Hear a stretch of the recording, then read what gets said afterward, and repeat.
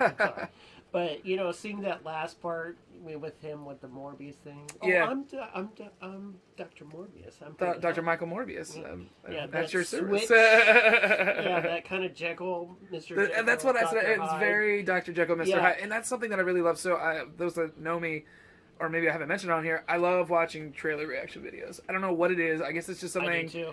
I love watching people get hyped about the same thing. Exactly. So I've watched like 14, 20 minutes. I just put it on. Oh yeah, put them on a loop. There are a bunch of YouTubers I go to immediately. I go, who are my top ones? Fucking Tyrone, Magnus, the Real Rejects. They actually have compilations. Yeah. And shit. Oh my god, that's so good.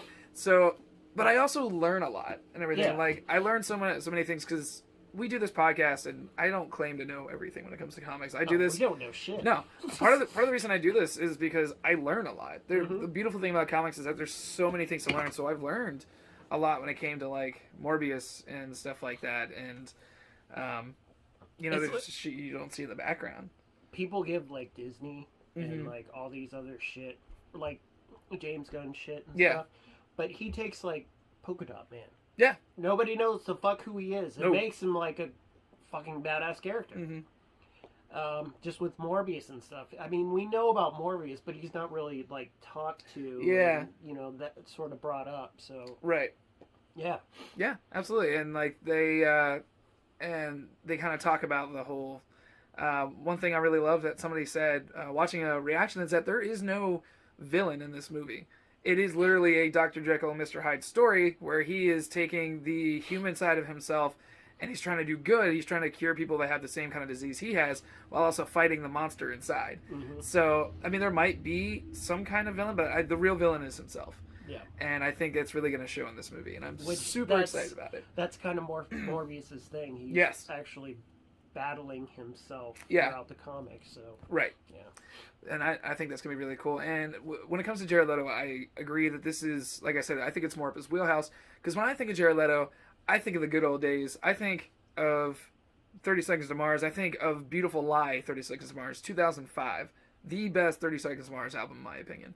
And the look and the way he looks now is kind of the way he looked then, just maybe with a little, like shorter hair, but it fits. You're going to kill me, but Jared Leto, I only heard of from Rob... Say Rob Schneider.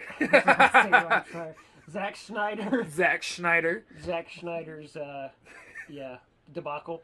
But yeah, 30 Seconds. I didn't know he was in a band, so. Really? Yeah. Okay. Well, if you haven't checked out 30 Seconds to Mars, start with A Beautiful Lie. It's not their first album, but it's, in my opinion, their best one. And then you go into like This Is War and stuff like that. So you might, but I mean, I don't know, you might not. Like their older stuff is really good. I haven't listened to a lot of their newest stuff recently, but yeah, I think Jared Leto, I think 30 Seconds to Mars. Beautiful Lie specifically, like The Kill from yesterday, A Beautiful Lie, all that good stuff. But I think Morbius is going to be really good. I have high hopes for it.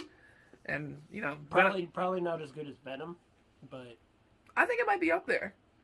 Just basing off the trailer and the things that I've seen, unless they've given us all the good stuff in the trailer, which probably I do agree that they basically did that with the second Venom. They gave us everything good in the trailer. I hate that. I do too. I'm also not a fan of the mini trailer before the trailer. I don't like it. Yeah. It ruined. They give you some of the best shots, and like, why? Why would just you do want to ruin one that? trailer? Yeah. Tease us a bit, and that's it. And and I know you're not going to watch it, but moving into No Way Home, there's one of the big rumors is that they're going to release the second, not the second trailer, but the official trailer, because the last one was a 3-minute teaser. I will probably watch it. But the rumor is that it's going to release on the 12th of this month, as it will be the 3-year anniversary of Stan Lee's death. Now, no part of that has been confirmed, but that is a big rumor. So hopefully it's true, because if so, I mean, we will have seen it by the 12th I think is this Friday, so that'll be the day this episode releases. So, or not this episode. Either this episode this weekend or next weekend. I don't know. Timestamp. Figure it out. So hopefully by the time, if not, this episode will have released afterwards, which is fine too. So I'm super excited when it comes to No Way Home. No Way Home is one of those movies where my girlfriend's not real big on, being in a movie theater packed with people, which is great. Yeah. It was just fine, especially with COVID times. But the beautiful thing I love about, the local theaters especially is that long live Leitersburg.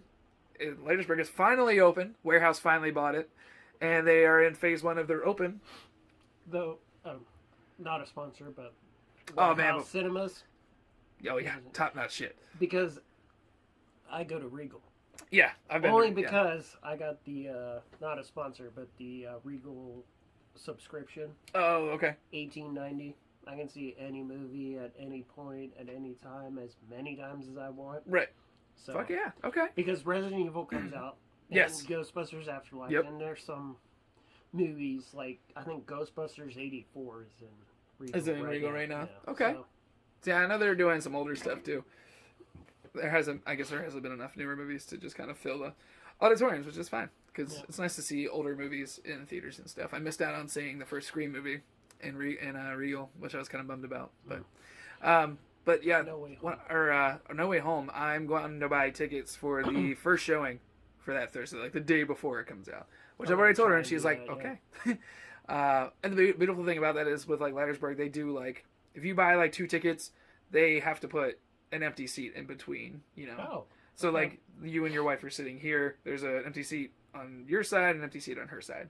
So people aren't sitting next to each other that aren't together. Actually, it would be the wife and then the empty seat and then me, but you. Oh, you want a space between you and your wife? Is that what you're saying? Okay. But no, I'm so excited. There's so many cool things I've heard when it came to this movie already. There have been a lot of, I wouldn't say a lot of leaks, but there is a photo of all 3 of the Spider-Man suits next to each other. I don't know if you've seen that. No. But it's glorious. There's also some leaked stuff of Dafoe in his battle-worn suit, but they haven't, like the YouTubers I've seen talk about it, can't release it with, Oh, yeah, because they have ties, but yes, they don't want they have their sources and stuff, but they don't want their They're job like, isn't to get people fired. Wink, Yeah, they don't want to be part of people getting fired. So I mean, if you want to see these things, they are out there, mostly on Reddit.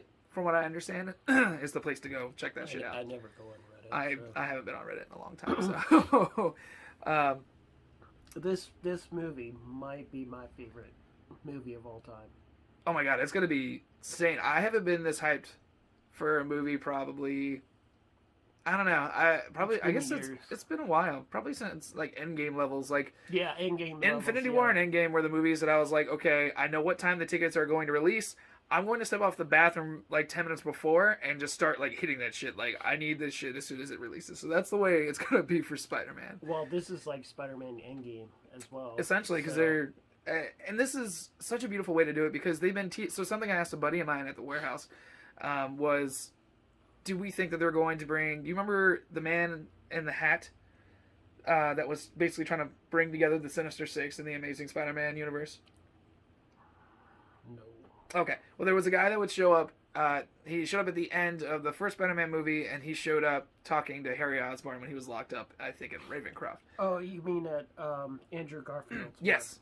I think, okay. Yeah. And as he, like, walked, you saw, like, Doc Ock's tentacles, something that was probably sort of Venom locked in a thing. But I wondered if they were going to bring him around again, and, it's still a possibility, but I think that if they're going to do the Sinister Six right, this is the best way to do it, because you're bringing together all these characters from different universes, so instead of it being these 6 characters against one Spider-Man, you're getting 6 on 3, and I think it's going to be an even cooler fight, because each of them has their own different, set of villains, and I think it's a cooler concept that they all came from different universes, instead of all being part of the same universe. And also, I don't know if you know this, but the rumor is that there's going to, if this does well, which it will, it will blow up. Tobey Maguire is going to get a 4th Spider-Man. I really hope he does. And Andrew Garfield's going to get a 3rd. And I'm actually excited for that. A lot of people, and you know what, the Amazing Spider-Man movies, I know people give them a lot of flack, but going back and rewatching them and everything, they're not that bad. Like the cinematography alone, I will say story-wise, and Garfield's portrayal of Peter Parker is a little off. Only because Andrew Garfield, and we've talked about this on the podcast before, Andrew Garfield is too cool to be Peter Parker. Yeah, he pulls off a great Spider-Man. But yeah, he seems way too He cool. pulls off a decent. He pulls off a decent Spider-Man. He has the New York thing going for Yes, him. he does. And the spunky attitude. The spunky attitude. He needs more spunky attitude. He does. I think maybe even like a costume change would be great too. I think that's something they've done right with Holland's Spider-Man is that he's had different costumes, and I think even Maguire getting a new costume, which granted he did in the third one, but it was like the symbiote thing, which was still cool, despite the Venom aspect of it. I enjoyed that.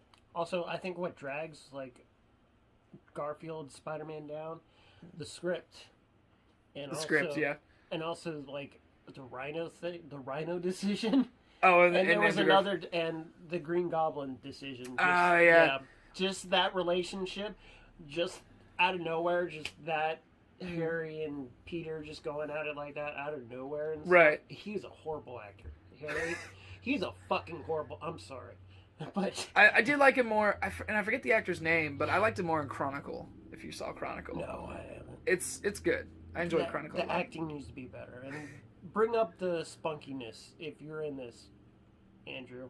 Bring up the spunkiness. I am super excited to see him again, just because again I like him as Spider-Man, and again I love watching these movies with Jen, who has never seen them before, because she loved them. She thought they were great, and she's watching the second one, which everybody hated comparatively to the first one, but she loved it. And I love talking to her about it and asking her why and everything, and just the way she looks at things differently than we do, because she's not a comic book person. Now, granted, she's working her way up. She's reading horror comics, which is awesome. It's a great start for her, but she's never really read a Spider-Man comic, so she doesn't understand, why when you look at it from a comic book aspect. But as a movie, it is an actual really good movie. It's a beautiful movie. The color, the cinematography of it all and everything is really, really nice. And so looking at it from her eyes really grew my appreciation for it. Yeah. And everything. And I think with more work, it could be a great series of movies and everything. So I do hope that they build on Garfield's world and Maguire's world, because there is a lot of room to grow. Yeah. And being a part of the whole multiverse aspect of it all not only will help them, but Holland's. So I kind of want to throw out some things that I've been hearing about, about when it comes to the Spider-Verse and this next movie and everything. And for anybody that doesn't want to hear it, go ahead and turn it off now. For those that already don't know, we're going to get into all of it. There is a moment that I've heard, there's like a behind-the-scenes shot somewhere on the internet where you see Holland just kind of beating down on somebody, and you see Maguire just kind of fall behind him, but he's like watching him in awe, not like he's like, oh my god. And the theory is that when Norman Osborn comes to this world, he's fucked up and everything, and he essentially goes to Feast.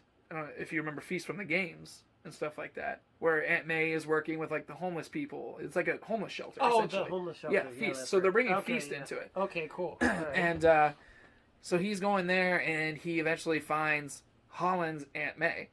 And so the clip we get in the teaser trailer where that building is on fire is essentially he does a redo of what he did in the first Spider-Man movie with Maguire's Aunt May. Oh, okay. But this time he kills her.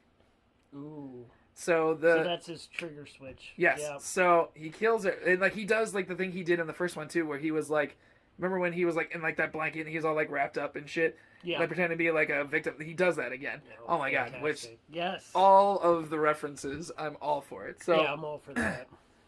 So that, and essentially what the theory is, Holland is going to kill him. That in that moment he beats him to death. Ooh. And Holland becomes the villain. And it's going to be, because if he does kill him, that's going to be a major change for Spider-Man, who does not kill. No killing! That is like the big superhero 101 rule. You don't kill. So I don't know if he will kill him, but if he doesn't, he's going to be that close. Yeah. So there is that. There is a big, big rumor about one of the post-credit scenes for No Way Home, and it's that he's